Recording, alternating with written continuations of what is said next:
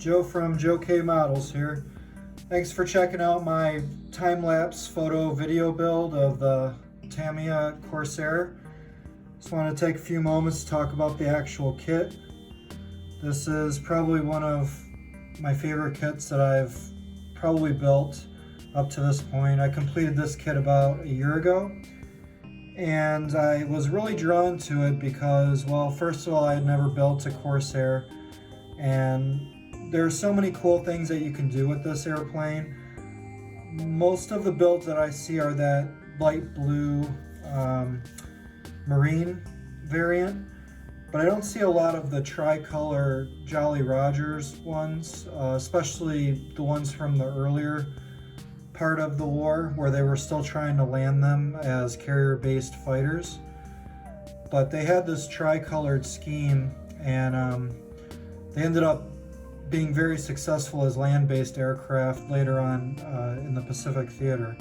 But these are the ones that they tried to use as carrier-based, and they just bounced too much when they landed, and they ended up kind of scrapping it. They actually sent a lot of them off to the British, who actually perfected the art of carrier landing with the Corsair. And how they would do that is they would make a turn into the carrier and be able to land, because the nose on this aircraft is very long from where the pilot sits, and it's very hard for that pilot to see to make the carrier landing.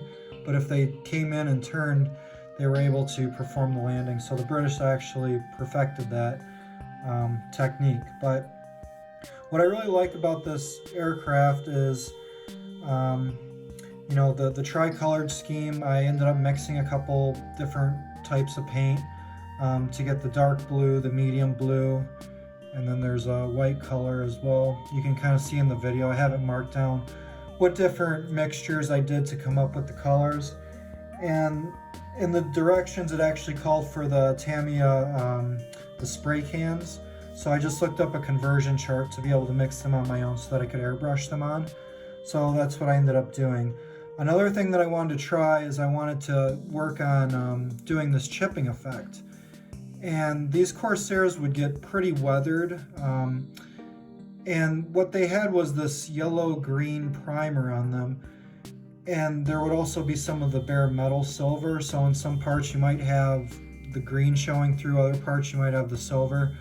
So I wanted to attempt to do that, and the way that I did that was I sprayed, well, first of all I black based it, and then I sprayed pretty much the front half of the aircraft with a spray. And it was a lacquer-based spray, one of the TS's. It was just a bare metal aluminum color. So I sprayed all of that, and that actually is a natural sealant, meaning that if you come over with another color and you try to chip, it's not going to chip the silver off. So I sprayed it with the silver, and then I took some of the yellow-green, and I just airbrushed it over that. And then basically what I did after that was I chipped that to where I got a chipping effect over the silver. Once I was happy with kind of the random pattern of this color, I sealed it with just the regular clear coat. And the reason why I wanted to do that was because once I went over with the blue color and I wanted to go ahead and chip over that, I had to have everything sealed underneath. That way I wasn't chipping everything, because if I put the blue on and I don't protect any of my work, I'm going to chip straight down to the silver. And if you spray the silver as an acrylic, you'll chip right down to the black or the plastic. So that's how I achieved this multicolored effect that I got here, and I think it turned out pretty well. I'm pretty happy with it. It was, it was my first attempt at it.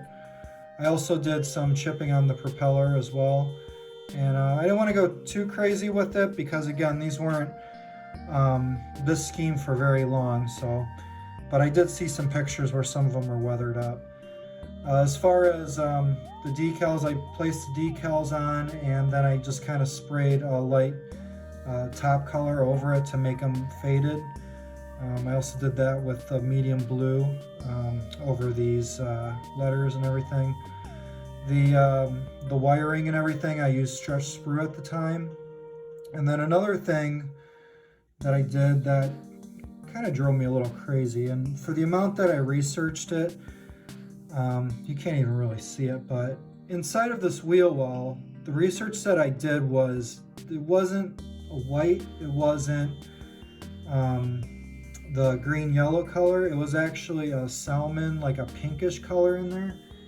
And now that I'm really looking at it, you can't even barely see it, but inside of there it's actually pink, and I researched that, and I'm pretty sure they found one at the bottom of Lake Michigan that had that color in there. So I ended up doing that because I wasn't sure what color the wheel wells were, because I think in the directions it called for the primer coat, but when I looked up pictures and I did research, I came to the conclusion that these were probably the underside color.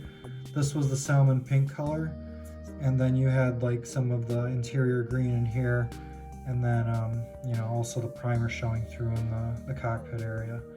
So that's how I did this model. As far as the fit went and everything, typical Tamiya, it went together excellent. I have no complaints whatsoever about the kit as far as the fit went. It fit together really well. I did some minimal sanding, wasn't too hard to sand either. Everything fit very well. I think they have a different couple versions of this kit using the same tooling, and you know, I feel like they've really got this perfected pretty well. The cool thing is you get these flaps as well that are in the down position. They look cool while it's sitting there.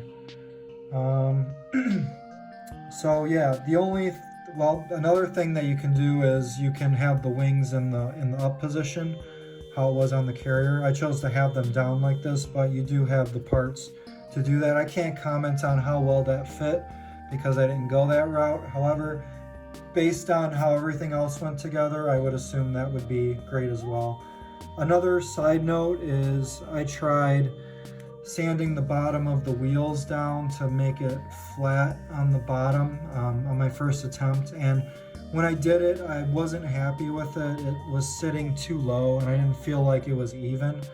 So I tried to repair it with some milliput, and I couldn't get it quite right, so I figured, what the heck. I sent an email to Tamiya and they sent me the parts that I requested. I just told them what kit I had.